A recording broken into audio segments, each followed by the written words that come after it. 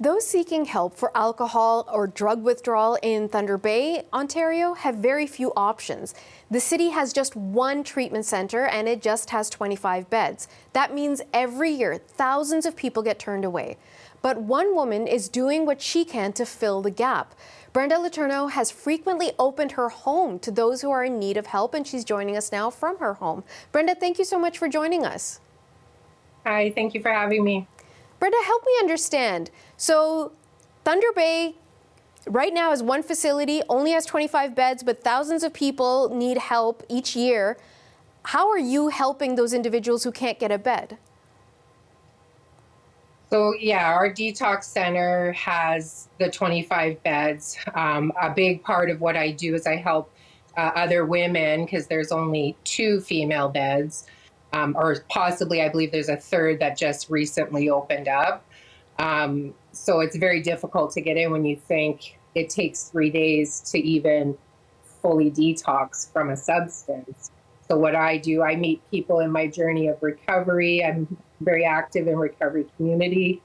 And, people give me a call. They've had a relapse and they're trying to get clean again. It does take more than one time sometimes. You think of the stages of change that someone goes through.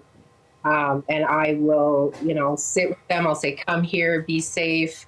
And you can call every hour to get a bed, but a lot of times there's no availability. So they'll sit with me on the couch, give them something to eat, just in my home, be a part of our family. Sometimes I'm working, I work from home, so I'll, set them up, have a sleep in my bed, even just to, and keep checking on them to make sure. Most people, I've never had any issues. I've been doing it for a lot of years, more so recently because of the situation that we're in. Brenda, let me jump in for 1 second, because I 100% guarantee you someone's listening right now or watching right now thinking, what is this woman thinking? What? You're letting strangers who are detoxing from substance abuse into your home with your family, letting them sleep in your bed. Aren't you afraid? Isn't this dangerous? Couldn't these individuals possibly hurt you? They're not strangers that I'm letting into my home. It's not like I'm running down to the corner looking, like trying to pick up people. I'm in a 12-step recovery program and I meet people that way. A common thing we do is we exchange phone numbers with people to ask for help, because a lot of times the infrastructure is just not there for treatment for people that want help. But one thing you can do that doesn't cost money is reach out. And I frequently get those calls. They are people that I know. And they're people just like me. I've never had an issue. I've never had someone steal from me, or we help them dispose of drugs before they come here.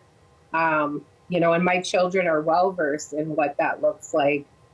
They're teenagers, and I think it's a really good thing for them to see the reality of our community and what's happening. My 15-year-old son just lost his father to a drug overdose. So I think that's it makes a big impact on the work that we do, the service that we give to somebody. And it's not a lot. It's just extending love and support and saying, I know what it's like and it's going to get better and you're not alone. Well, let me just jump in there and say I'm so sorry for the loss your family is dealing with. And I noticed, a couple of times you've said, I know these people, they're part of my community, part of my recovery process. Brenda, as much as you feel comfortable, tell me about your own recovery from substance abuse and how difficult it's been. It's been very difficult. When I first got clean in April of 2008, it took me 10 days of calling every day to get into the detox center. And I was pregnant with my 13-year-old daughter at the time and could not get in. And it was people from the recovery community that helped me and supported me during that time until I could get into a detox and get set up with treatment and like long-term living situation. And it's because of that I do what I do. And I did have some long-term recovery. I had 7 years clean and went through some traumatic incidents in my life and had a relapse for a few months. And I'm back to 5 years clean again. But that is the reality of what this disease is that it's not a straight line. Well, you describe it as a disease, and I know that it is a disease, but a lot of people look at this issue of substance abuse and there's a lack of empathy there, and they feel, well, you made your choices.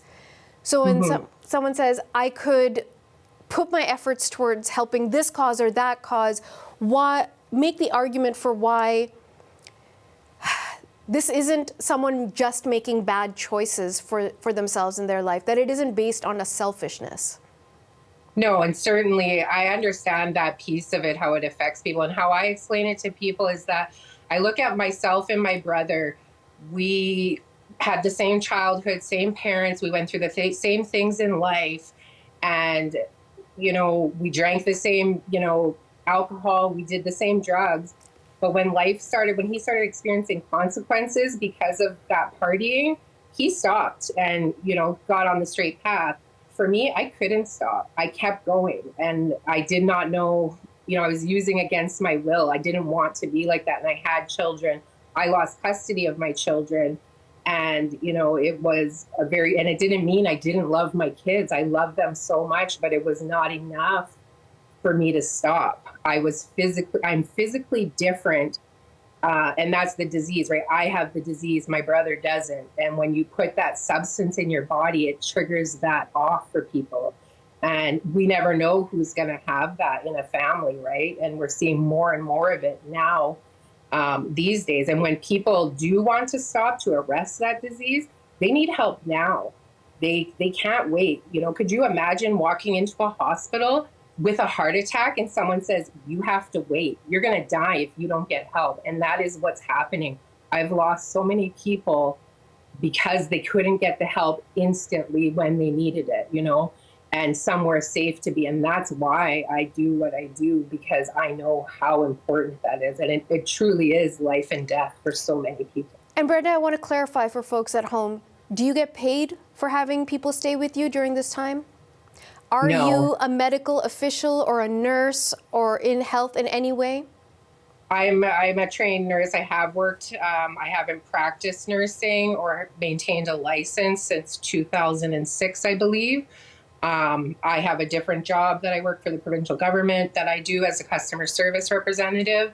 I do this all just as an act of service because it's important, because it matters. And I don't even think that it's that big of a thing that I'm doing, to be honest. It just makes sense to me that if someone I know is hurting and struggling and wants help, that it's not that hard to give them the help. I'm not doing anything to make them get clean. They want to. It's just giving them somewhere safe to be so that they can. If the mayor of Thunder Bay is listening, or the premier of the province, or maybe even the prime minister might be listening to this or will watch this, make your case for why this is an issue that needs to be addressed in this country. People are dying. People are dying. And I know the mayor's listening. He actually contacted me last night, and I know how much he does care about these issues, but it's more than just a city problem. There's other levels of government that do need to listen. And I know even with our premier, I know it affects us all. It affects every single one of us. Addiction does not discriminate, and it's a common thing among any family. I just think it is truly life and death. Our young people are dying, and I said it to Logan when we spoke. I think of the people I know who have passed away and left young children behind, and even my own son, like having to grow up without his father. What's that going to look like when they're adults? Like, how is this going to stop? I know that the government has put in, the mental health and addictions, and they're trying to make it a priority speaking about it, but we need action on the ground. I don't understand fully how funding works, and I do feel that they do care, but something really needs to be shown to the public that this is a priority.